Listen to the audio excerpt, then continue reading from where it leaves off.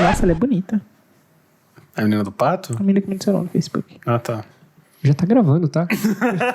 É gata pra caralho. Falando nisso, gente, parem de ficar dando cantadinhas e me ADD aí. Vamos dar uns beijos. Menos cantadas, mais beijos. Olá, querido ouvinte. Você que tá chegando aqui depois dessa declaração da Ariane a respeito aí dos seus pretendentes. Seja bem-vindo para mais um episódio de Exausto, começando essa semana aí, encerrando essa semana aí. E estamos aqui de volta. A gente tá com um pouquinho atrasado, né? Diga-se de passagem. Lá e de volta outra vez. Mas ainda... sinto pedir desculpa a vocês, estamos nos acertando nossos cronogramas, tentando voltar à programação, acertando ela, porque estamos em período de mudança. O importante é que tem. Tá tendo. Tá tendo. Aqui é compromisso com a verdade, Rogerinho.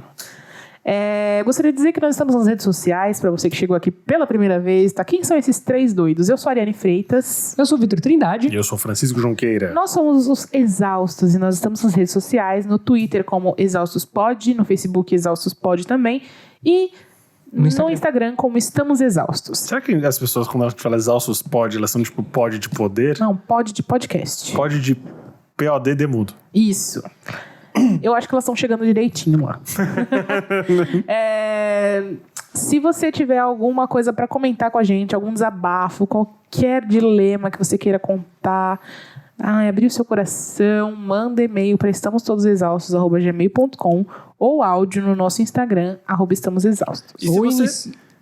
Fala você primeiro. E se você já mandou, manda feedback, a gente fica preocupado. Manda falando se resolveu, se tá tudo bem. Ou você pode iniciar uma discussão no nosso grupo lá no Facebook, que as pessoas estão começando a interagir lá. Então, você pode estar aberto. Não, mas manda os e-mails, senão a gente não tem pra fazer o abraço coletivo. Sim, não. Manda um e-mail, que aí você vai ver aqui a gente falando, comentando. Ajuda a gente a trabalhar. Ajuda nós. E falar lá no grupo, se você quiser interagir com a galerinha. Vocês podem fazer bullying com a gente lá no grupo também, já tô ficando acostumada já. Isso é o Gutierrez, né? Agora vamos falar sobre o que no dia de hoje? Sobre a enquete do seu nome, Seari ou Seari? Eu fiz uma enquete no Twitter hoje, se vocês quiserem ajudar aí, contribuir. Vocês me chamam de Ari ou Ari? Mentalmente Ari, eu vi alguém Você falando... foi o único, você e o Hugo. Certo. Quem tá com você há mais tempo.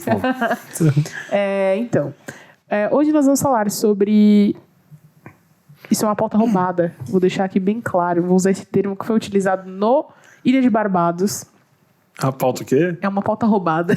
Mentira, não. Eu vi o Ilha de Barbados sobre manutenção humana e eu achei que era uma coisa muito legal da gente falar sobre mudanças. Não exatamente da maneira que eles falaram, até porque eu nem vi o vídeo inteiro. Eu só vi eles começando a conversar e aí eu falei assim, putz, a gente precisa falar sobre isso.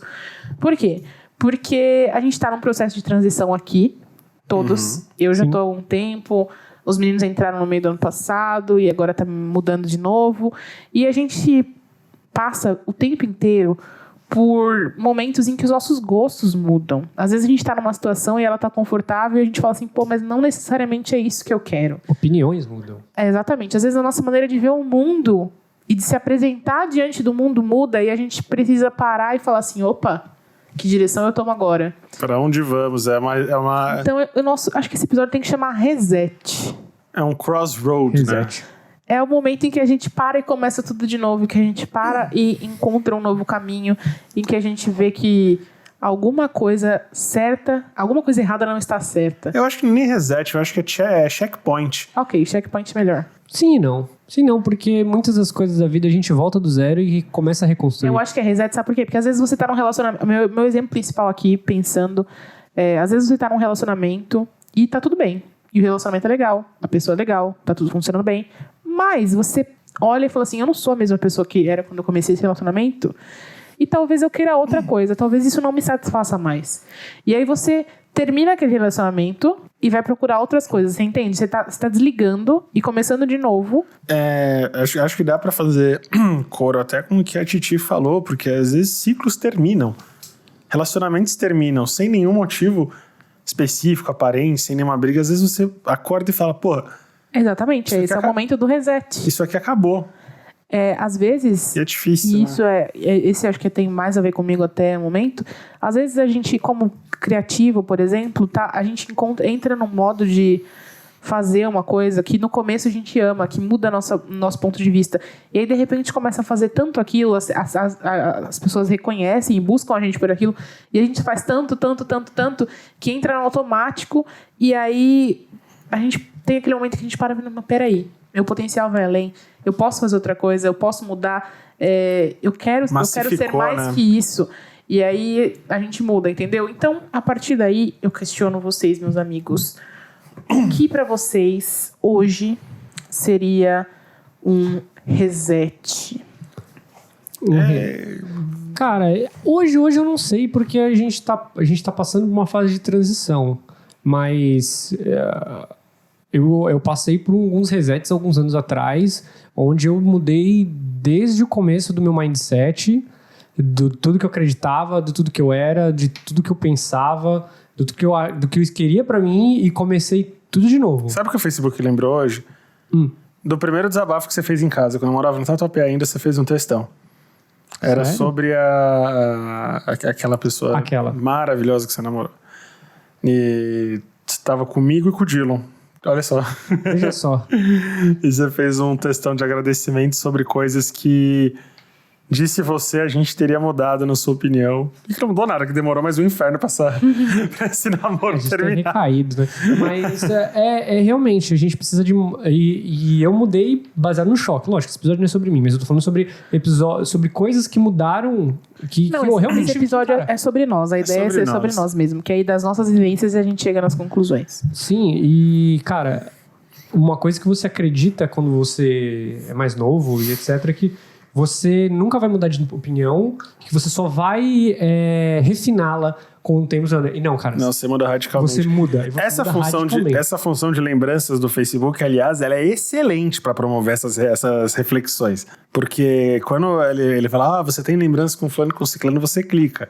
Então, dependendo do fulano e do ciclano, nem clicar eu clico. Então, só que porque vem um mundo de coisa, né? De repente, ter declarações de pessoas que não fazem mais parte na sua vida, declarações suas para pessoas que hoje você fala, meu Deus, eu não quero ver essa pessoa de ouro. Sim, aí você fala, aonde eu estava com a cabeça quando eu fiz aquilo? Opiniões suas completamente, falei, caralho, o que eu tava com a cabeça quando eu escrevi? E coisas cafonérrimas também. Não, ser cafona a partir do processo do envelhecimento. Mas essa coisa de pessoas que passaram pela nossa vida e a gente fala, meu Deus, o que eu fiz? Eu falei pra vocês que eu ia falar sobre isso hoje. Acho que esse é o grande momento. Apareceu um tweet hoje na timeline. Primeiro que eu não estou entendendo porque o Twitter está me mostrando coisas de pessoas que eu mutei na minha timeline. Mas ele tá mostrando. Vamos reclamar com o Twitter aqui. Aí eu tô lá na minha timeline tranquila e apareceu um tweet de um cara muito escroto. Eu vou ler o tweet pra vocês e vocês me dizem se isso foi escroto. A gente vai expor o conteúdo. Eu gostei. Eu tava torcendo. Eu vou ler o tweet. Tá escrito assim, ó. Se você quiser só transar, fala. Mano, eu tenho certeza que seu critério pra escolha de parceiros é mega subjetivo, então não me venha cobrar isso. Se eu quiser só transar, eu vou mentir horrores pra garantir minha transa. E eu não sou babacão por isso, sou só humano.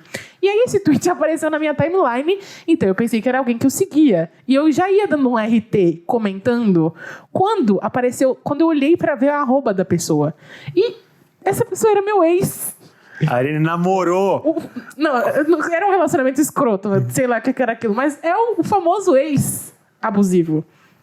E aí eu falei assim, glória, que eu não comentei. Mas ao mesmo tempo eu falei, que porra ele está fazendo na minha timeline? Não, o que eu acho fantástico é que a reply seguinte é de uma hiper amiga minha. Então, ele estava na minha timeline porque a sua amiga respondeu ele. Mas ela respondeu de uma forma que virou a cereja do bolo. Ela falou assim, amigo, decide. Ou você fala, eu vou mentir mesmo, ou eu não sou babacão. Eu não sou babacão, cara. Você tá sendo controverso na mesma frase. Aí o momento foi assim, quando eu olhei pra isso, eu falei assim, caralho, que coragem. Como eu posso ter sido tão apaixonada? Tipo assim, eu deixei essa pessoa fazer tantas coisas comigo que eu não me submeteria de maneira nenhuma racionalmente. A gente se culpa muito que a gente se mete nessas coisas com furados com pessoas ou Mas em minha defesa, gente, pelo menos quando ele tava comigo, ele tentava fingir que era uma pessoa decente. Ele só tentava, né? Há controvérsias isso aí também. Não, ele tinha só todo o tentava. discurso de coitado de mim, as meninas se apaixonam por mim, eu não sei porquê. Ai, não. E ele tava fingindo ser inocente. Mente pra caralho. Sim, assumiu que mente agora, pelo menos isso, Sabe né? agora, quando Isso foram anos de terapia pra ele chegar na conclusão de que ele mente. Agora ele precisa aceitar que ele é babaca. esse cara tem que ser interditado. Mas esse podcast não é sobre ele. Quando a gente se depara com essas situações, que você fala, meu Deus, como é que eu me envolvi com fulano? Parece que, de repente, você tá naquela salinha do STF e tá Lewandowski falando, nossa, como você era ridículo, né? Vou ter que te lembrar, vou ler aqui pra você as coisas que você falava. Olha só, não sei o que, que merda, né? E a gente fala, porra, mas mudei. E nunca vê esse pensamento pra frentex que, legal, sou uma pessoa melhor hoje, sou uma pessoa mais bem resolvida hoje, é sempre como eu era escroto. Como eu fazia coisas. Não, hoje em dia eu me pego vendo, porque falando de um lado mais político, eu tava num aspecto totalmente diferente político, mano, eu era o babaca direiteiro ridículo do mundo. Vem discutindo comigo. E aí hoje eu venho tipo, de uma série de discussões com meu pai sobre progressismo, não tipo sobre aspecto político, nem esquerda nem direita, mas tipo, mano, essa parada conservadora não faz sentido nenhum, isso só tá destruindo, só tá gerando mais conflito entre a gente, tipo assim, entre dinâmicas familiares. E aí, tipo, minha mãe ficou olhando pra mim e falou, você não falava isso há 2 anos atrás. O que aconteceu? Que bicho te mordeu, Francisco. Mas é muito isso mesmo. Eu entro neste dia... Hoje, por exemplo, você falou dele, eu abri aqui. Hoje faz 1 ano que eu comecei o curso de desenho, que foi uma época que eu pensei assim, puta, cara, minha vida, o que eu tô fazendo? O que eu tô produzindo? Eu tava parada e eu tava insegura. E eu falei assim, se eu entrar no curso, essa insegurança vai ter que... Eu vou ter que me mexer de alguma maneira, porque eu vou estar tendo aula, eu vou ter alguém ali pra me tirar as dúvidas. E então eu tava começando o curso, me formei essa semana. Então, Mas de você nem fato, falou, tem né? os checkpoints. O quê? Você nem falou pra gente isso, que você O quê? já tinha, que você se formou. Olha, porque você eu tá não vendo, fui. Francisco? Tá Vocês acontecendo? também não me falaram das novidades de vocês. Eu fiquei sabendo porque vocês mudaram o horário da gravação. Que novidades? Depois a gente tem Tá, depois a DRs gente fora fala. da gravação. O que Mas então, parabéns. Fica Obrigada. registrado. Parabéns, Ari. Mas enfim, entrei realmente é um checkpoint, são momentos que a gente tem lá no Lembranças e o tempo todo a gente pode ir lá olhar. Mas Isso assim, é muito doido, porque a gente sempre chega em algum momento e fala, agora eu tô na minha plenitude, agora eu tô fazendo tudo, e a gente não percebe eu nunca cheguei na minha plenitude, Não, não. a gente não se convence, mas a gente acha que nada vai mudar muito mais daquilo, porque a gente cresce de novo com essa ideia de que a vida adulta é isso, agora daqui a pouco, sei lá, vou casar, vou fazer qualquer coisa, tem um preset de vida que é inserido na nossa cabeça desde que a gente é adolescente. É vestibular, é faculdade, se Estágio. formou... Não, o estágio nem chega. Se formou, arrumou um empreguinho, casou, aposentou. Faz 2 bonecos lá e aposenta. Isso. E de repente existe uma vida aí. E não é uma vida que ela demora 20, 30 anos pra mudar. É uma vida que demora 2 anos pra mudar. Demora Sim. 3 anos pra mudar. São eventos, tipo, muito pontuais que, cara, vira sua vida de cabeça pra baixo. E... Cara, e como é que a gente lida com isso? Porque uma coisa que eu falei aqui uma vez pra vocês... Dessa crise geracional que a gente tem em relação às pessoas mais novas, por exemplo. Por que eu sinto isso? Porque a percepção que eu tenho, e vocês me corrijam se vocês acharem que eu tô errado, é que dos nossos pais para nós, demorou entre torno de 10, 15 anos para formar uma geração nova. Com tecnologia, com tudo que avançou e tudo, com as pessoas mais conectadas, da nossa geração para essa nova que está aí, demorou uma coisa de 5 anos. Isso é uma cabeça completamente diferente, falando como quem foi adolescente gay nos anos 90. Que era difícil pra cacete, você não tinha com quem conversar, e você não podia falar na escola, porque era um inferno. Hoje eu vejo meninos héteros indo de saia em solidariedade aos amigos gays. Eu falo, cara, isso jamais... E eu já tô falando, na minha época, eu não cheguei nos 30 ainda, tô chegando ainda, estamos chegando lá. Eu já falo, cara, na minha época isso jamais aconteceria. As pessoas jamais se posicionariam desse jeito. E muda muito, e a gente vai tentando acompanhar também. Essa é uma coisa de idade também que a gente tem. Não, e é uma coisa que, tipo, nós... Eu acho que é muito mérito da nossa geração que foi bem resistente a essa onda de conservação, porque, tipo, a gente já nasceu com o terreno semeado. Então, a gente não teve tantas preocupações que os nossos pais tiveram de subir uma casa. Tipo, subir uma casa é uma metáfora que eu tô falando, né?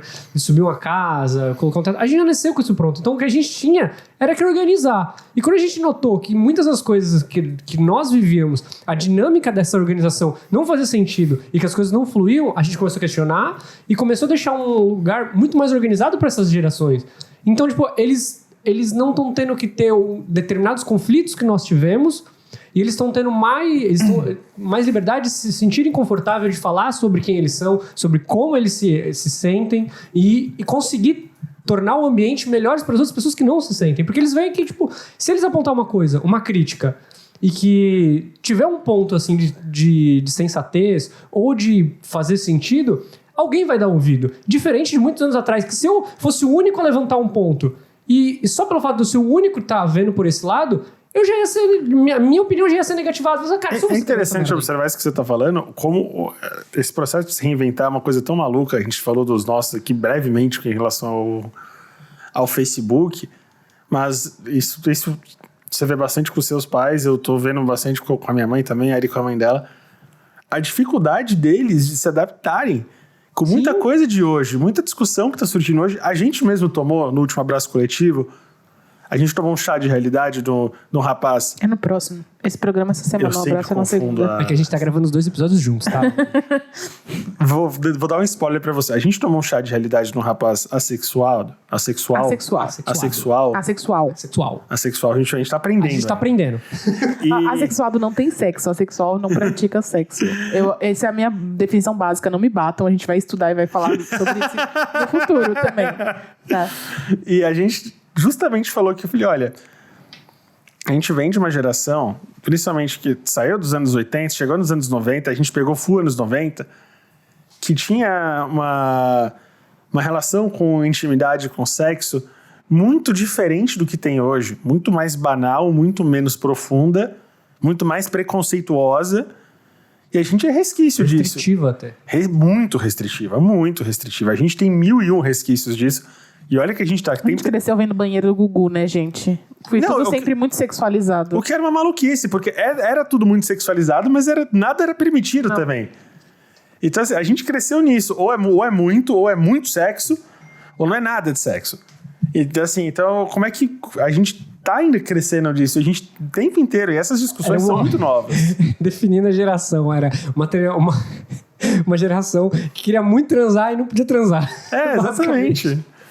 É uma geração que, olha só, a gente assistia, a Banheira do Gugu que a Irene citou, aquele terror, não passava 10 da noite, não era Amor e Sexo com Fernanda Lima, passava meio-dia do domingo, com a vovó em casa. É muita coisa muito engraçada, porque hoje em dia aparece Fernanda Lima falando qualquer coisa sobre empoderamento feminino, falando sobre liberdade sexual, sobre opções, etc.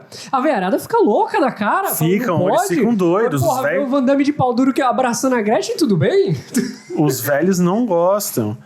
Esse processo de reinventar, a gente passa o tempo inteiro. E... Acho que parte muito o choque dele em coisas que a gente fala nunca, né? Aquele negócio nunca diga nunca. E quais são os nuncas que vocês já tomaram na cara? Porra. Mano, é uma lista muito grande, que ela é tão grande que eu não consigo categorizar qual é pior ainda. Mas eu acho que começar... Não sei, eu deixaria. Nossa, gente, acho que muito, muito profundo isso de qual nunca que você já falou. Já disse nunca para várias coisas. Eu acho que, assim, nunca nem é a palavra para mim. Eu sempre falar, eu acho que o que mais me limitou e que hoje que eu tive uma dessas mudanças e foi essencial na minha vida, é uma coisa muito vinculada à autoestima e ao corpo, que era assim, quando eu era mais nova, meus pais, meus tios, todo o entorno dizia que gordo não pode usar listrado, gordo não pode fazer tatuagem, não pode chamar atenção. Então tinha muito essa coisa do quando eu emagrecer, eu vou colocar um piercing. Quando eu emagrecer, eu vou colocar uma tatuagem. Quando eu emagrecer, eu vou usar uma roupa assim, assim, assado. E que hoje eu olho e falo, caralho, olha a idiotice. Tipo assim, quando eu vou morrer tendo vontade de fazer uma coisa porque eu não cheguei num biotipo assim ou assado, que eu não tinha a menor intenção de chegar, porque eu não queria emagrecer. Eu me sentia muito menos desconfortável com o meu corpo do que as outras pessoas se sentiam ou me faziam sentir.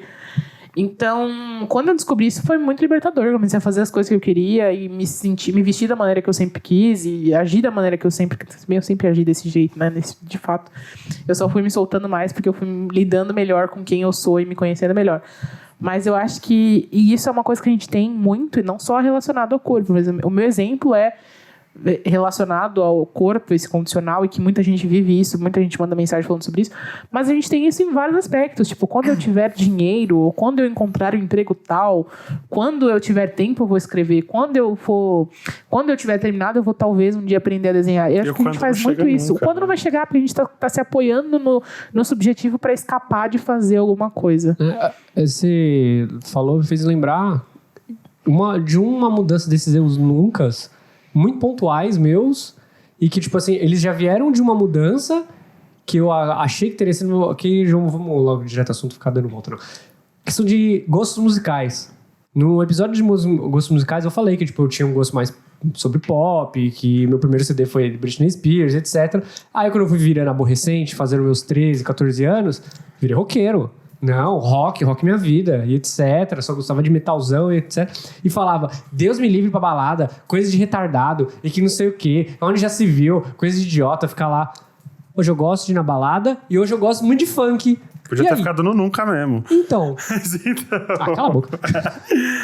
Eu já falei pra mim mesmo, o Francisco adolescente, ele soltou a seguinte frase pra si. Nunca tinha namorado ainda, e aí ele mandou, eu nunca vou perdoar a traição. Porque eu achava que eu jamais perdoaria a traição. E 2 anos depois eu tava perdoando na falta de 3, 4. Eu acho que esse foi um eu nunca que eu já vivi. E a gente sempre fala, nossa, se a gente vê acontecendo com os outros, né? Eu via muito, falei, nossa, eu jamais passaria por isso. Mas eu acho que por que a gente sempre volta nisso, Deus? Eu acho que eu vivi muitos nuncas quando eu vivi com uma relação só, assim.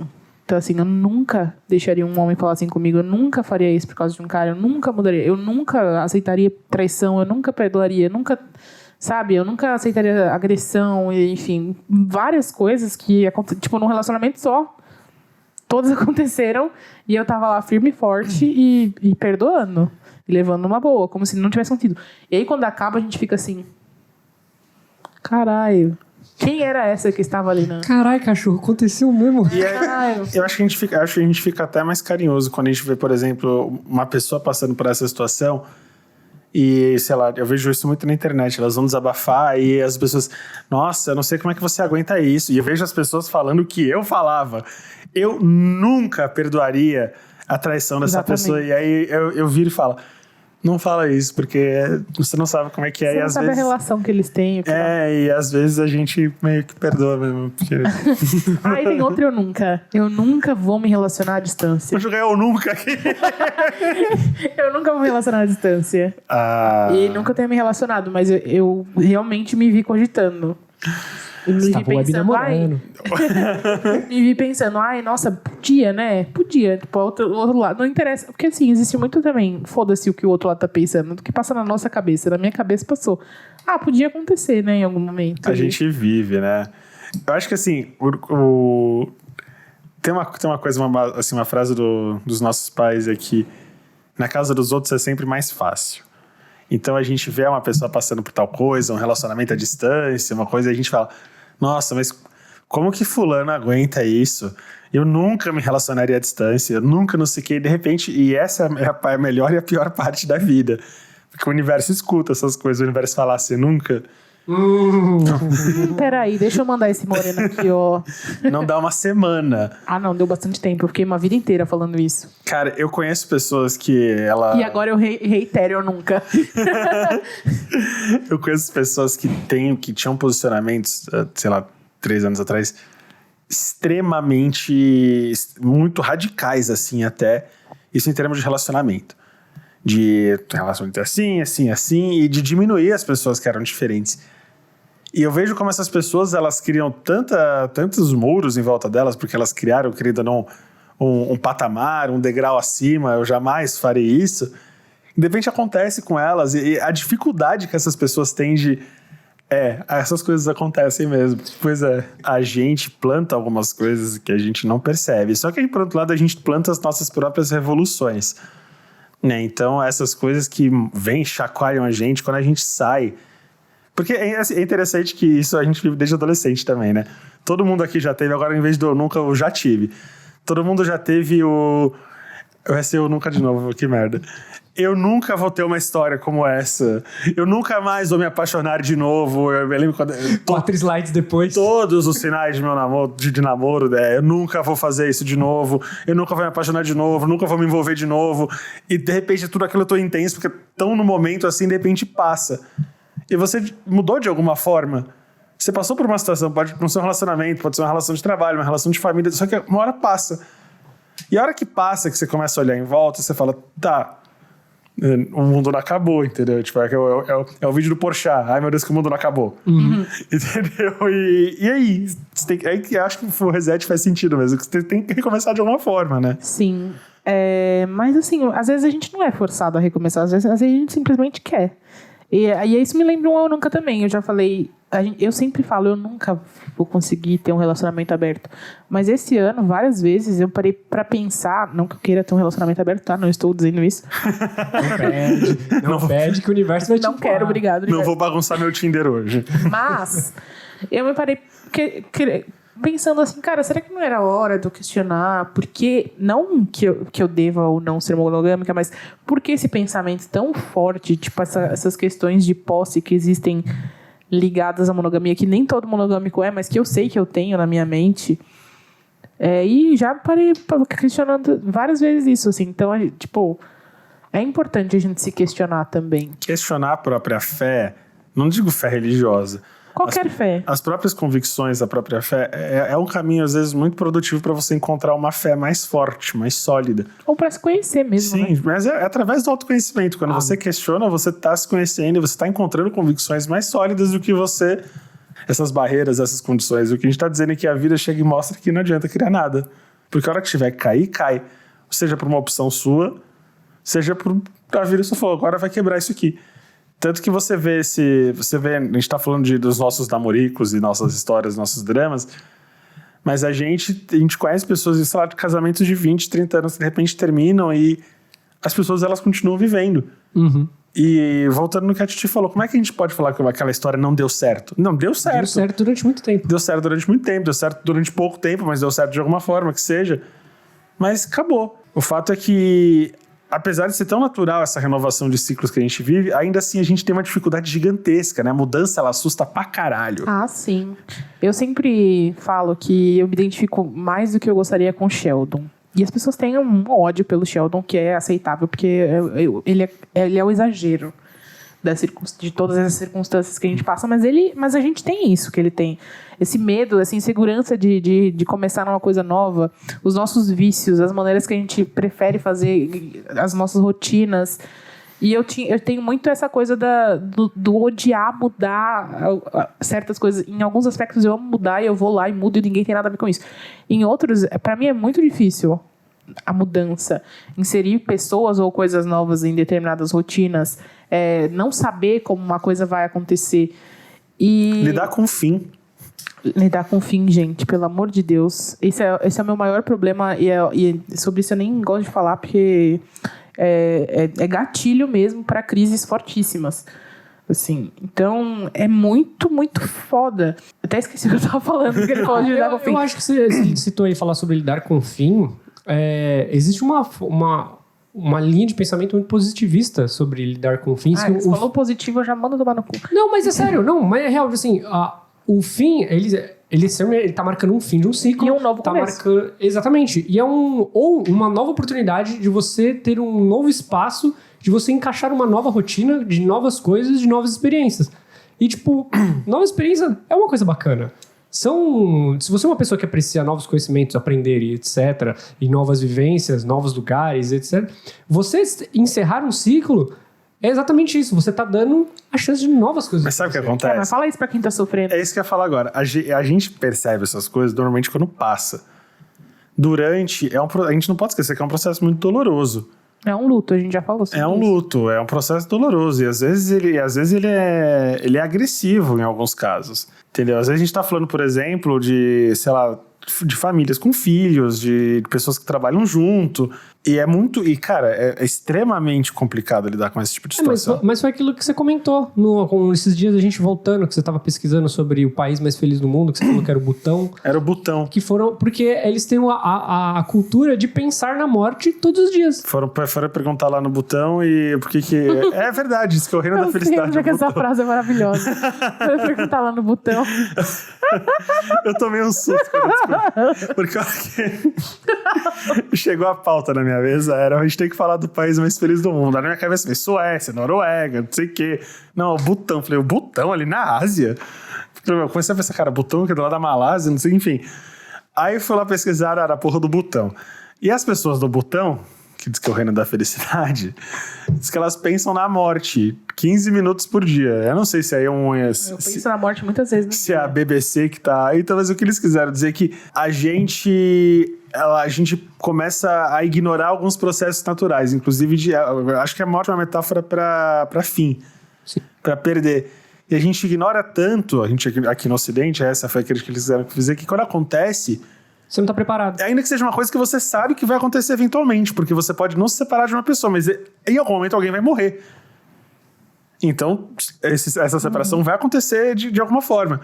E a gente finge que não vai acontecer. Essa nossa aversão a mudanças, ela parte de um sentimento que nós temos que nós somos eternos. Sim. E nós não somos eternos. A gente falou aqui sobre um negócio sobre tempo. E o tempo pesa, e o tempo vem. E esse exercício que eles têm essa cultura de fazer isso diariamente traz um pouco mais de sobriedade sobre o assunto, de você ficar querendo postergar uma coisa que você vai ter que lidar ela de qualquer forma. Quando ela acontece, tô ok. Eu já tô pensando nisso todos os dias. Tipo, você não vai ser pego de surpresa. Por mais que você já saiba que vai acontecer de qualquer forma. Mas você postergar e não querer pensar nisso, só torna as coisas muito pior. Sabe o que acontece também? É porque a gente não tem muita maturidade pra lidar. Porque se a gente começa a pensar também, a gente entra naquela vibe daquela pessoa que ela não começa nada, porque ela sempre tá pensando em como vai terminar. E aí termina que ela não começa nada, porque vira uma segunda zona de conforto. Eu falei sobre isso na newsletter essa semana. Eu tava assistindo Jane the Virgin, olha só o nível de cultura desse podcast maravilhoso. A minha telenovela. E aí tem um momento em que ela fala assim, de que maneira, até que ponto saber o fim interfere na maneira como o processo da história se dá. Porque ela tem uma epifania lá, que quando ela era criança ela estava assistindo a novela, e aí acabou de um jeito que ela sofreu muito, tipo, muito. E desde então... ela estava lendo um livro e ela odiou o final. Era um romance e não terminou como os romances devem terminar, que é aquele clichê dos viverem felizes pra sempre. E ela brigou, tipo, a mãe dela, ela era adolescente, ainda a mãe dela levou ela pra leitura da autora e ela gritava com a autora, ela falou assim, por quê? Não tá certo. Isso não tem nada a ver com gênero. E desde então, para ela não ficar completamente frustrada, ela passou a ler o fim dos livros antes de ler o restante.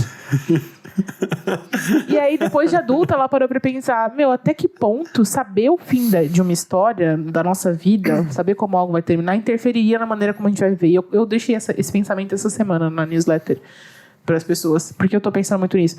E eu acho que interfere muito a gente saber pensar no final, seja de forma intuitiva ou de forma alguém te apontar, olha, vai ser assim, assim, assim. Tipo, essa é uma história que já começa com um fim planejado. Porque por mais que a gente não saiba, que a gente não tenha controle do que vai acontecer, a gente sabe como vai terminar, a gente fica meio que se boicota, ou a gente não vive porque a gente já sabe que vai acontecer, ou a gente vive em função daquilo que vai acontecer, querendo mudar, querendo transformar. Sim. Então, eu acho muito problemático essa coisa de ficar querendo ter controle sobre o final das coisas. Não tem. E o controle sobre o final é uma coisa muito, muito complexa, porque aí eu vou parafrasear uma frase que nem deve ser dela, que a Marina Viaboni coloca constantemente, que é It's about the journey. Tipo, é sobre a jornada. Mas isso que ela tá dizendo, se você, por exemplo, pegar no filme do Peixe Grande, Suas Histórias Maravilhosas, em algum momento ele chega na casa de uma bruxa que ela não tem um dos olhos, ela usa um tapa-olho.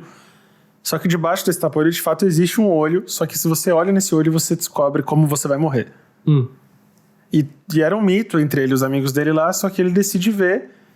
E quando ele descobre o jeito que ele vai morrer, ele fala, ok, então daqui até isso aqui, eu tenho que viver absolutamente tudo, porque eu sei que eu vou morrer assim. Então isso pauta a história dele, porque ele sabe que a morte dele vai ser de jeito X. Então ele começa a fazer tudo que ele tem vontade, porque ele meio que fica inconsequente. Então isso desenrola o filme inteiro de como ele vive uma vida muito doida em função de ter visto, em algum momento, quando ele era adolescente, o jeito que ele ia morrer. E para completar o que eu ia colocar, eu vivi isso um pouco de saber como era o final quando eu comecei a ler Preacher. Eu não sabia exatamente como era o final, mas os meus amigos que já tinham lido falaram, cara, você vai detestar o final. Você não vai gostar do final. E quando eu terminei de ler, eu não vou falar o final. De fato, ele não é um final espetacular. Mas depois que eu li, eu não tive um baque muito forte, mas eu falei, cara, eu tive muito prazer lendo tudo.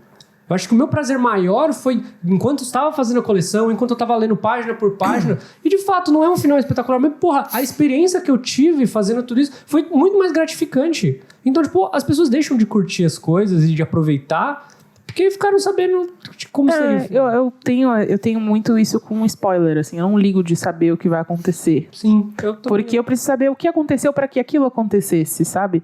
Todo o processo até que aquilo se deu. As pessoas ficam, ai, nossa, você deu spoiler. Cara, aconteceu tanta coisa até chegar nisso. Você ignora tudo o que aconteceu, porque só o que importa é o final. Só o desfecho que é. Tipo assim, só o que importa é a situação chave ali da viradinha. Então, assim, eu não ligo muito pra spoiler. A minha irmã é uma viciada em spoiler. Ela ama saber as coisas que aconteceram. Eu também. E às vezes eu achava estranho, mas em geral eu percebi, assim, que eu não tenho muita ligação com isso. Eu até acho chato as pessoas que ficam tipo, ai, nossa, isso é spoiler. Eu falo assim, gente, mas vocês vão deixar de ver, vão deixar de curtir todo o processo. Eu entendo que a sensação de quando as coisas acontecem é muito legal. É tipo, aconteceu uma coisa. Mas a menos que alguém te fale quando vai acontecer, ainda é uma surpresa. Pelo menos pra mim, as coisas são, tipo... Só que assim, a gente tá falando de coisas que são táteis no mundo da ficção. O problema é que na vida não existe possibilidade da gente precaver o que a gente não pode prever. Sim. Então aí você tem essa pandemia de pessoas que elas preferem não viver história nenhuma do que embarcar numa história por medo de se machucar, por medo de dar errado. Uma coisa que a gente fala bastante é que as coisas elas podem dar errado até quando elas dão certo. Eu uso muito esse exemplo, vou voltar pros filmes agora, que é aquela porra daquele filme com a Meg Ryan, com o Nicolas Cage, que ele passa o filme inteiro decidindo se ele vai ou não abrir mão de ser anjo, da imortalidade dele pra ficar com a mulher. Na hora que ele decide, ela morre. É uma morte terrível, inclusive. Ela tem de caminhão, assim, naquela morte bonitinha na cama, os dois juntos. E de repente ele se fudeu, entendeu? Porque agora ele não é mais imortal, não é mais anjo. E a mina dele que ele gostava morreu. As coisas acontecem, a vida é assim. Eu novamente, Jane the Virgin, só que agora na 4ª temporada já. Os primeiros episódios da 4ª temporada, eu não sei se vocês já assistiram, então não vou dar spoiler porque não quero ser chata, mas ela tem uma reflexão que é muito o que eu passei esse ano, assim, e que eu fiquei sofrendo um tempão, e o Fran falou, teve uma hora que o Fran virou pra mim e falou, ele falou, Ari, você achava, você tava há muito tempo sem conseguir sentir absolutamente nada, e aí você achava que você não ia conseguir mais, que você não era mais capaz de sentir. Então, assim, deu merda? Deu. Mas você descobriu que tem uma coisa viva aí dentro de você que você nem lembrava mais como era. Você descobriu um lado seu que você estava afundando por medo. E isso foi muito positivo. A dor, por mais incômoda que ela seja, ela ainda é um sinal que a gente está vivo. Se está doendo, significa que o nosso coração está batendo. Significa que a gente está sentindo. Eu acho muito mais desesperador, e eu lembro quando eu te falei isso, é quando a gente para de sentir. É quando você está num estado de anestesia, de apatia, é uma morte consciente. Uhum. E é muito pior do que você tá sentindo uma dor, uma decepção, porque são coisas que provam que você ainda é humano. E que passam. E essas coisas passam, e essa é a melhor parte. E o sentimento de que algo precisa mudar. Imagina, tipo assim, tudo caindo à sua volta e, tipo, tá tudo bem. Você sabe que tá tudo errado, mas que você acha que não tem necessidade de mudar.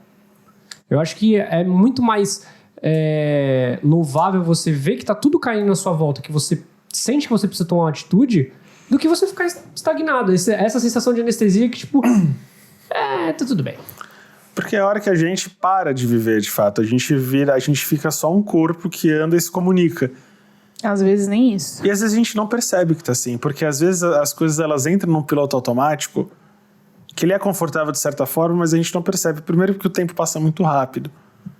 A gente começou falando aqui de lembranças do Facebook. Se vocês pararem para abrir de vocês agora, o Facebook tá falando, olha, você disse isso aqui há 8 anos atrás, há 9 anos atrás. E você fala, caralho, foi ontem isso. Eu lembro de eu escrevendo isso. É essa a sensação mesmo. E as coisas elas voam e você fala... E aí entra numa bad, né? Porque será que eu vivi tudo que eu podia ter vivido nesse tempo? Será que eu fiz tudo? E se eu tivesse feito diferente? A verdade é que a gente não estaria aqui agora se a gente tivesse feito diferente. Eu tenho essa bad de assim, já não. Que eu queria voltar no tempo, porque eu queria acordar em 2011 com a cabeça que eu tenho hoje. Nossa, eu toda vez que alguém fala isso, eu falo, mas você é idiota. Eu tenho essa idiotice. Não faz nenhum sentido, cara. Não faz, você não diz o que você ia fazer com a cabeça que você tem hoje com 21 anos. Não sei, mas Nada. É só nostalgia. Esse sentimento... Se eu tivesse no ensino médio com a cabeça que eu tenho hoje, cara, eu ia ser o cara mais insuportável da face da Terra. Porque Exatamente. Eu não ia estar curtindo nada da minha juventude. Exatamente. Caralho, cara, a boca! Eu tô querendo ouvir a porra do professor. E eu podia estar E curtindo. a gente volta no que a gente tá falando. Se a gente soubesse tudo que fosse acontecer, provavelmente a gente não teria vivido nada. Tentando evitar que as coisas acontecessem. Enfim, a gente precisou viver tudo isso pra poder ter a cabeça que a gente tem hoje. É uma conclusão que a gente já teve em 3 episódios. E assim, só que chegar aqui é ruim, não é ruidoso, é espinhento. Horrível. Mas é um caminho. Não, e aí é o desespero de pensar onde a gente vai chegar daqui a 5 anos. A gente não é um robozinho que coloca o dedinho ali e instala o PEC, né? Instala a nova atualização. Não é Matrix, né? Não tem. A gente precisa, para chegar nas conclusões, para chegar nos conhecimentos, a gente precisa viver. Não adianta 10 pessoas ao redor falarem pra gente como vai ser, porque a gente não assimila. A gente só aprende tomando no cu e na cara. E precisa confrontar seus próprios valores. E seus próprios medos também. Medos, valores, culpas. Entendeu? O que a gente vai levar? Porque a gente instala as coisas na nossa cabeça e acha que ela vai funcionar pra sempre. E você vai carregando aquilo pra sempre. Mas por quê? Os meus valores são os meus valores. Como assim eu vou abrir mão dos meus valores? Vai. E aí você vê que seus valores não estão funcionando e chegou a hora de você mudar os seus valores. E é por isso que a gente é tão diferente. Todo mundo é tão diferente. E ao mesmo tempo que a gente tem experiências tão parecidas, a gente vive elas de formas tão singulares. Então a gente pode ver várias pessoas chegando à mesma conclusão, mas passando por uma trajetória completamente diferente. E a gente pode ver pessoas iguais, passando pela mesma situação e chegando em conclusões completamente diferentes também.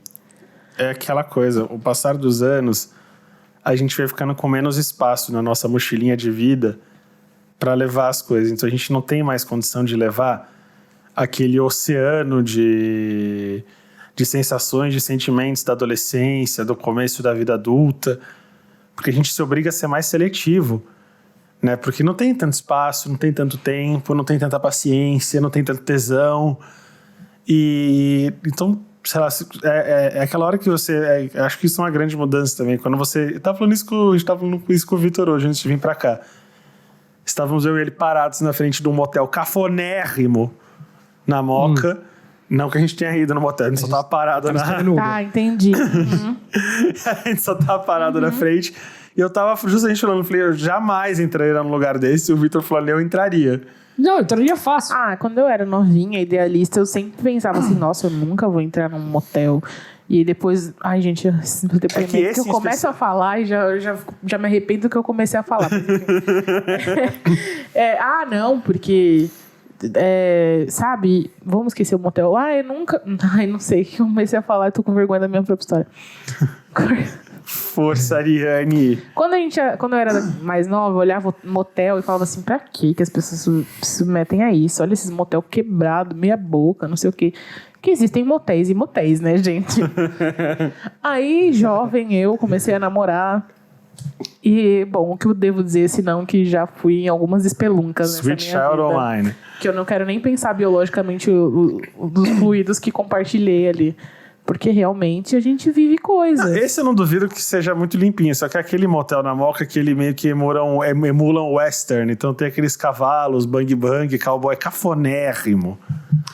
Mas aí é um gosto peculiar seu. Tem gente que Vitor, paga a suíte do Corinthians, Ô, Vitor. sabe?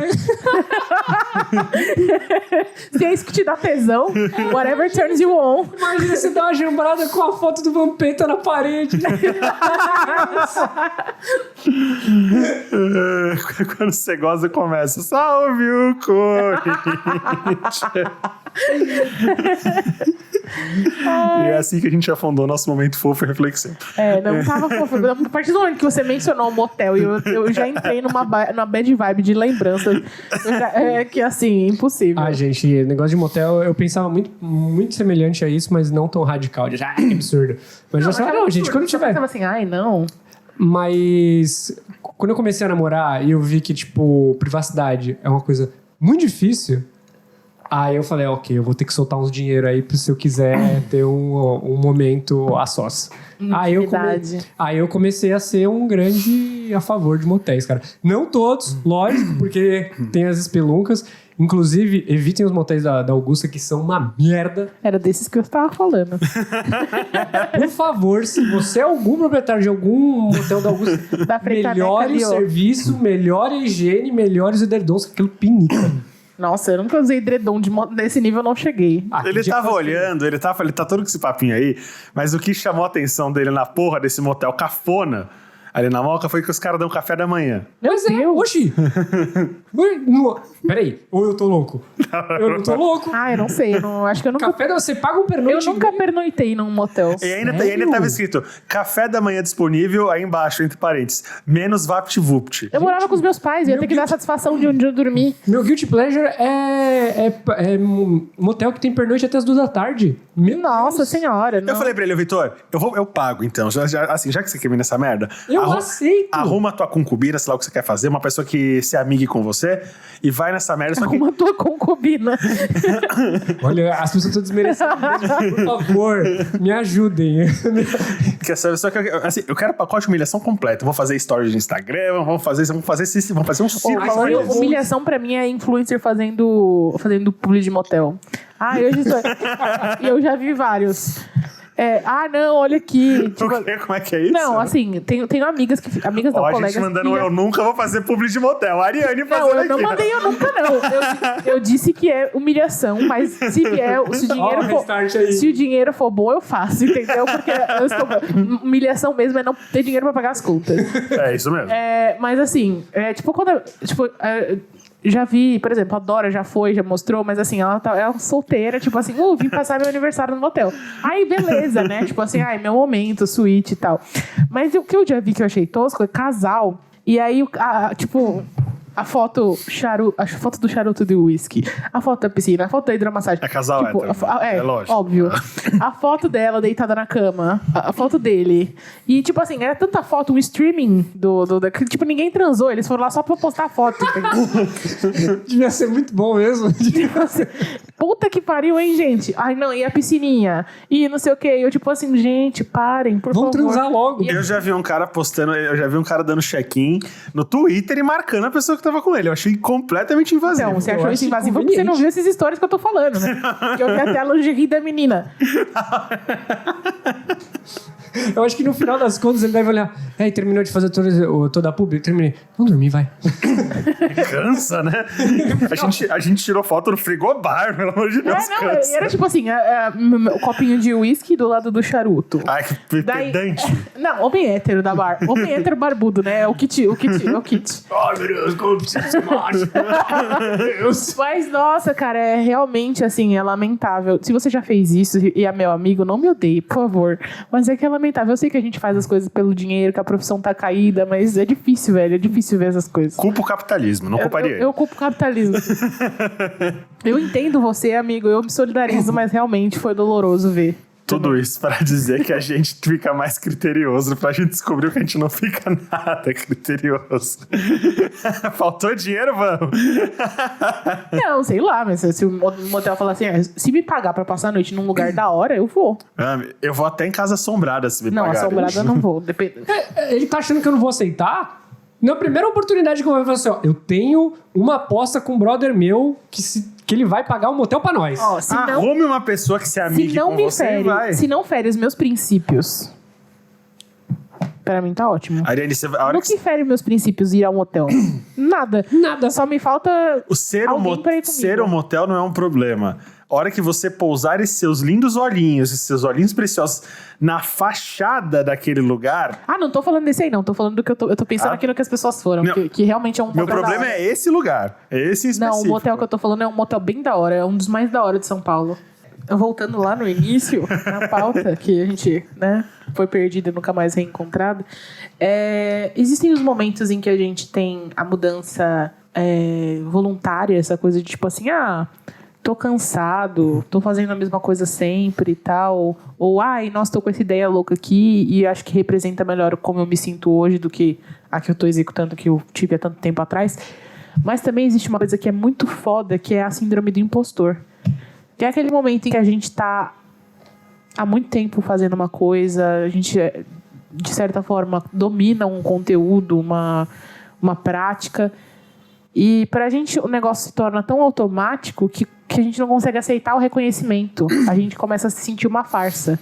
Assim, eu tô aqui produzindo um negócio que eu não acredito, ou que eu não sinto prazer mais, ou que eu talvez nem seja tão bom, sabe? Que as pessoas já criam. De certa forma, sabe quando você já cria um reconhecimento, qualquer coisa que você faça, as pessoas vão aplaudir. Eu não acho que exista isso, mas a gente meio que tem essa sensação às vezes. É que acaba passando a ideia de que o processo da criação, do exercício da sua função tem que ser uma coisa penosa, tem que ser uma coisa custosa, que tem que gerar cansativo. E se você é uma pessoa que já faz aquilo há muito tempo, você já desenvolveu meios e vias daquilo se tornar a coisa mais confortável possível. E é isso que te torna tão bom e tão eficaz no que você está fazendo. Eu acho que a ideia é a seguinte... Falando... Vende ideia. E aí as pessoas começam... Só concluir. E aí quando as pessoas começam a vender...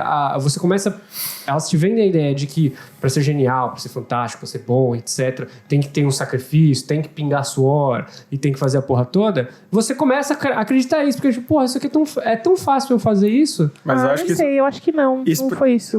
É que faz sentido o que você está falando, se você parar pra pensar em alguma coisa mecânica, alguma coisa que demanda só expertise. Quando você está falando de uma coisa que depende unicamente da sua criação, que vem de criatividade, e o fator criatividade, você não pratica a criatividade. Você pode até estimular, você pode exercitar. Precisa, não pode, sim. precisa. Só que criatividade, ela demanda de 1000 coisas que orbitam o seu universo pessoal. Quando essas coisas que são muito subjetivas e muito particulares entram num piloto automático, você parou de exercitar isso aqui. Parou de ser uma coisa significante para você. Então, quando você vai fazer um desenho, um texto, um vídeo, uma pintura, qualquer coisa que demande algo que você está trazendo de dentro para uma expressão física, ele ainda, por mais que seja um trabalho, ele ainda está vindo de uma coisa sua, da sua bagagem, do seu repertório, dos seus sentimentos.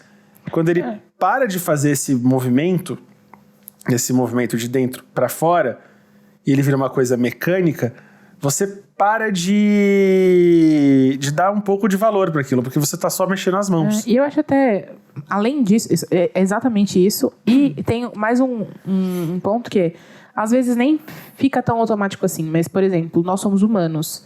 E trabalhar com a criatividade, ou com expressão, qualquer coisa que é acoplada ao nosso discurso, com a nossa visão de mundo, é muito preocupante, porque a gente muda, entendeu? As nossas opiniões mudam e as pessoas acabam começando a enxergar a gente de uma maneira muito específica. Então, eu já dei esse exemplo 50 milhões de vezes, mas ele mesmo. Tipo assim, eu falo sobre autoestima, eu falo sobre aceitação, e aí as pessoas enxergam você como se você já tivesse isso bem resolvido. As pessoas pedem conselhos pra gente como se a gente lidasse com relacionamentos muito bem. E aí, às vezes, você pega numa situação na sua vida em que isso é questionado, e aí você fala assim, puta, eu sou uma farsa, eu tô aqui falando disso para as pessoas estão me procurando, e na realidade eu tô na mesma merda que todas elas. E na verdade não é que você seja uma farsa, mas você não consegue admitir que você tem capacidades, que o seu trabalho tem um valor, você para de enxergar os seus valores e a sua importância, porque você já está acostumado com isso, que para você acaba sendo simples, porque é uma coisa que você trabalha há muito tempo. Você acaba virando um refém de um personagem que você mesmo criou, né? Você vira um personagem de si mesmo. E essa é a maluquice da síndrome do impostor. Porque você ficar preso no que você é de verdade, você cria a sua própria cela. E de repente você sente que você perdeu a chance. Às vezes você mesmo criou, não tem ninguém te cobrando além de você mesmo. Muitas vezes. Eu tô falando inclusive de um jeito aqui, tipo, porque eu trabalho com pessoas e as pessoas têm uma visão de mim. Mas às vezes a gente cria uma visão do que a gente gostaria de ser e a gente é excelente no que a gente faz e a gente não consegue se enxergar o próprio valor porque não é o suficiente na nossa cabeça. E aí tá todo mundo em volta falando, cara, mas o que você faz é ótimo, o que você faz é excelente. E você tá tipo assim, meu Deus, as pessoas não enxergam, eu sou uma farsa, eu não sirvo pra isso. Então, isso também acontece quando bate isso, eu acho que é um momento que você tem que parar e falar, opa, peraí. E não que você deva parar de fazer o que você tá fazendo. É que são quando as nossas responsabilidades, elas viram anseios. E aí vira um problema, porque o anseio, não tá assim, não é por nada que tá do lado da ansiedade, ele trabalha com inseguranças do mundo do irracional. Então ele aciona aspectos da mente, da autoestima, da insegurança, que eles estão ainda no subjetivo, no que não aconteceu. Uhum. E o que não aconteceu começa a virar o pode acontecer na nossa cabeça. E aí a gente começa a ficar, ai meu Deus, o que as pessoas estão pensando?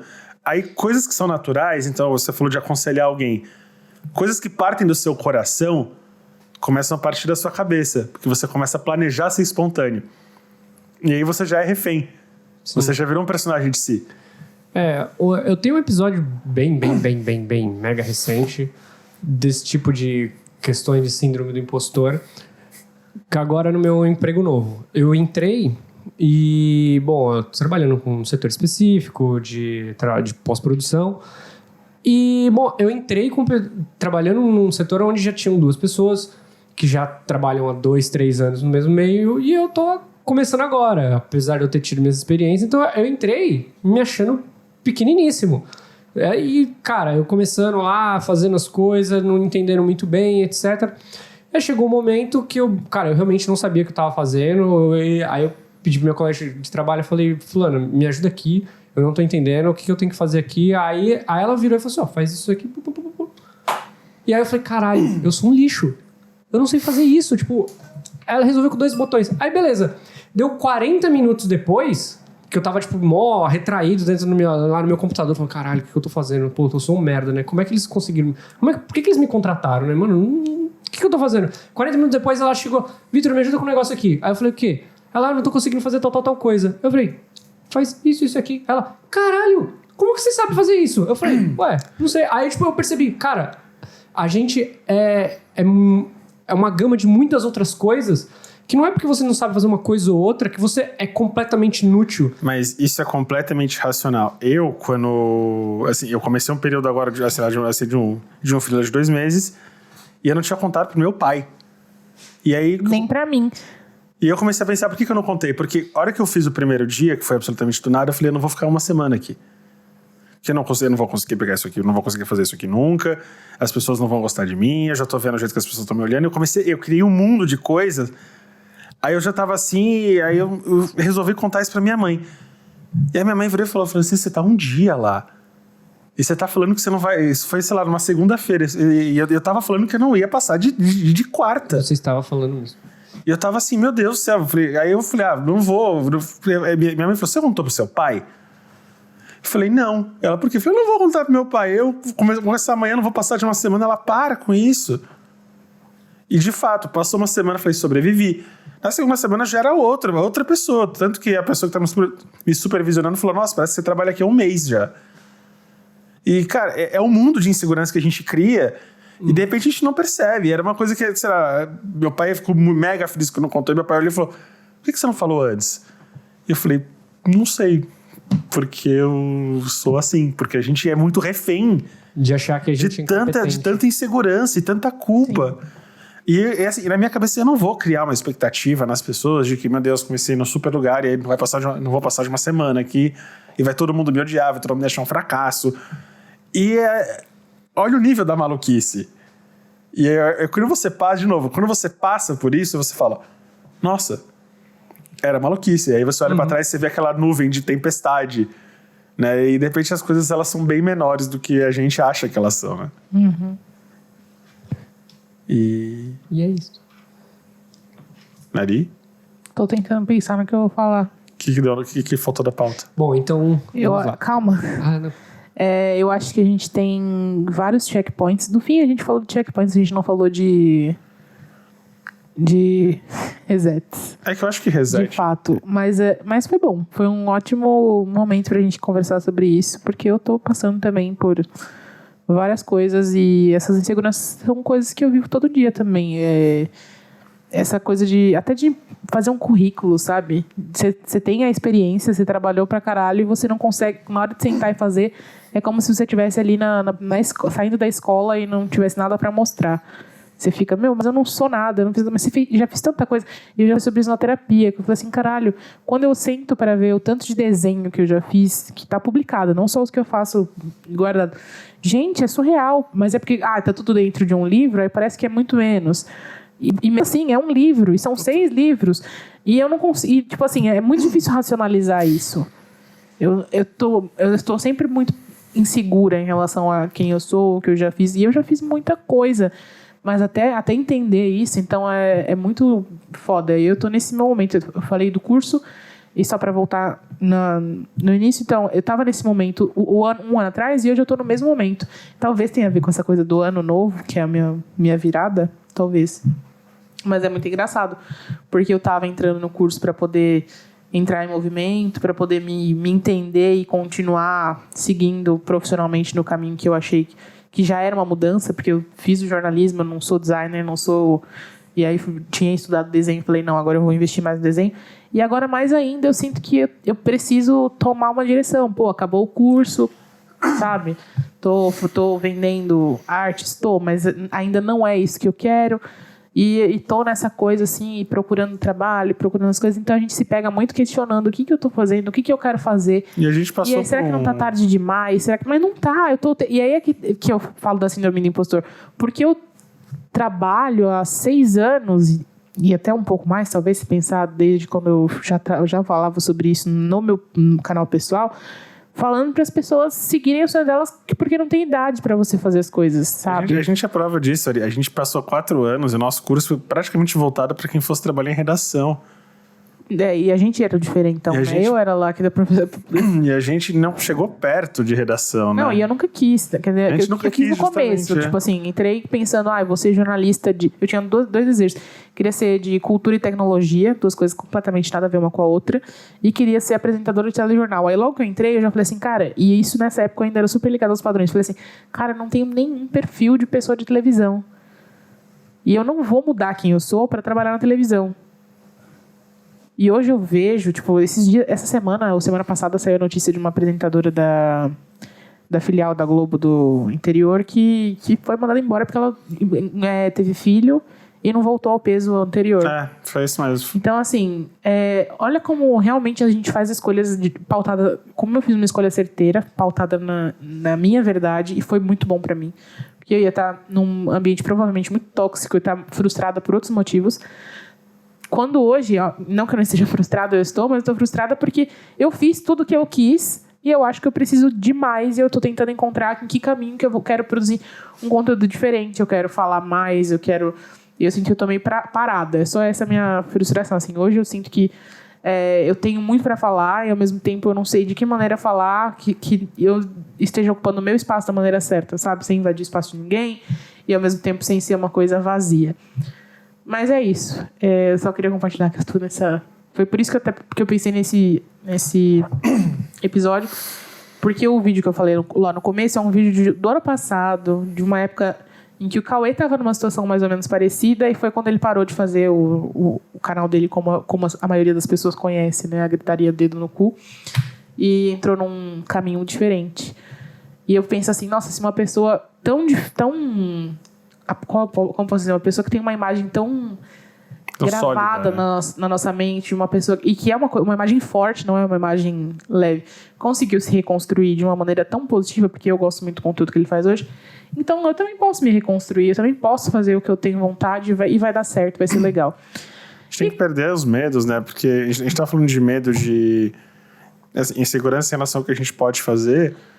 E a gente esquece que a gente também pode fazer o que a gente não sabe também. A gente pode aprender, né? Sim, dá tempo de aprender. Eu tava hoje pensando, será que eu não faço uma pós, uma coisa em alguma coisa diferente? E acho que tudo que eu não fiz até hoje foi por medo. E ainda assim eu já fiz muita coisa que eu já me joguei muito. Então, assim, então eu rebato nesse momento, toda a síndrome de impostor que diz que eu sou uma farsa quando eu falo para as pessoas continuarem, porque eu tô aqui, tô testando os limites, sabe? Tô indo... E a gente faz um negócio bem humano no meu aqui, ritmo, né? Mas tô fazendo. Aqui. E é isso, a gente conversou um pouco hoje. Novamente, essa pauta foi meio em cima da hora, toda semana, né, gente? Porque... elogiaram o nosso improviso, então. A gente tinha marcado uma gravação, mas aí a gente teve que mudar o dia. E aí o convidado não pôde vir hoje. Era o Obama. Mas logo ele vem também e eu conto pra vocês, vai ser bem legal. Eu espero que vocês tenham gostado. Se vocês não gostaram, pode mandar mensagem. Indicações. Nossa, é verdade, tem indicações. Tem indicações. Nós somos um podcast muito antenado que dá indicações para as pessoas. Posso começar hoje? Por favor, porque eu não lembro a minha. Eu tenho 2 indicações. Vão assistir, tá rolando a segunda temporada da American Gods, tá muito legal. É uma adaptação, tá bem diferente do livro, mas eles estão fazendo destrinchamentos muito bacanas em relação ao livro, de personagens que não tem tanta expressividade no livro, que estão ganhando arcos muito legais. E do excelentíssimo novo álbum do Matheus Cauã, que tá muito legal, tá muito engraçado. Que dupla, meu Deus. Bom, eu vou indicar uma série que eu tô acompanhando bastante, que é The Handmaid's Tale, que é o conto da Aya. É mudança, porque ele falava mal pro cacete. Eu não falava mal. Não falava mal. Não, o que ele não fala mal? Não, alto lá. Eu vou falar qual foi a conversa que tivemos. Eu falei, quando a Ari comentou comigo a primeira vez, falou, não, é fantástico, etc. Eu tinha assistido até o 4º, 5º episódio. Eu falei, Ari, é super lento. Você já chegou a conversar comigo sobre isso? E aí eu falei, é super lento, eu não consigo me prender. E os poucos momentos que eu me prendo na série são quando está contando dos flashbacks de como as coisas desencadearam como estão no momento atual, da narrativa. E eu falei, cara, e a narrativa atual é muito chata. Porém, ela tem um reviravolta em determinado episódio e começa a ficar muito bom, começa a ficar muito foda. E, cara, é cheio de crítica, fudido o tempo inteiro. E eu acho que agora no mês que vem, no próximo, vai sair a 3ª temporada. Em breve. E quem quiser, tem no Globoplay. Eu tenho uma indicação futura, que agora é em maio. É porque eu tava trabalhando no trailer desse filme. É um filme muito bom, chama Hotel Mumbai, que eu vi. E eu quero muito assistir esse filme. Ele parece que vai ser do caralho. Então, sei lá, fiquem ligeiros que em maio vai sair esse filme. E eu queria agradecer as pessoas que estão me dando feedback quando eu indiquei o CD novo do Polífia e as pessoas estão vindo no meu Twitter e falando, caralho, eu ouvi, realmente muito bom. Valeu. Eu tenho indicação de um projeto no Catarse. É um financiamento coletivo para um livro de receitas e textos e ilustrações do Gui. Chama Desalinho, o livro. E eu conheci o Gui assistindo vídeos do canal da Chata de Galocha. Teve alguns anos, ela fez uma série chamada O Chefe e a Chata, e ele ia lá e cozinhava com ela. E gente, vocês já devem ter me visto falar dela no Twitter, porque, tipo assim, eu também tenho as minhas influencers favoritas, e eu conheço ela desde quando eu comecei a blogar. E eu gosto muito do jeito como ela mostra a vida, da família. A vibe dela é muito legal pra mim, ela é muito verdadeira. E quando eu vi o Gui, eu me apaixonei por ele. Comecei a seguir, ele faz lettering, ele fazia um projeto de lettering na época, se eu não me engano. É um designer incrível, ele faz umas receitas lindas demais. E aí ele lançou hoje no dia que nós estamos gravando, né? Quarta-feira. Mas, enfim, essa semana, o projeto dele no Catarse, que chama Desalinho. Eu vou botar o link pra vocês na descrição, mas é catarse.me/Gui Poulain, de Amélie Poulain, sabe? Gui Poulain, de Amélie Poulain. Eu acho que é de Amélie Poulain. Se não for, Gui, depois você me fala. E é isso, gente. É um projeto que ele vai compartilhando um pouco dos processos no Stories. E é tão lindo, sabe? É tipo um livro que eu gostaria de fazer se um dia eu soubesse cozinhar, enfim. É um negócio feito todinho por ele. Então, ele fotografa, ele cozinha, ele fotografa a receita, ele diagrama, ele ilustra, ele escreve os textinhos. Tem toda uma coisa sentimental envolvendo as receitas. É um projeto daqueles que a gente olha e fala, eu queria fazer um negócio One desse, Man Army, assim. né? Tipo, um exército de um homem só, fazendo o projeto inteiro. Exatamente. É uma coisa linda demais, cara, demais. Então, recomendo. Se vocês colaborarem, vocês não vão se arrepender. E é isso. É isso. Chegamos ao final? Chegamos ao final. Chegamos ao final. Então, muito obrigado a você que ouviu até aqui. Já tá dando 1h12, tá dando aqui de programa. Sigam nas nossas redes sociais. Exaustos Pod no Twitter e no Facebook. E estamos exaustos no Instagram. Espero ver você semana que vem aqui com a gente de novo. Mandem e-mails, nós estamos todos exaustos. Fala com a gente, por favor. E é isso. Tchau!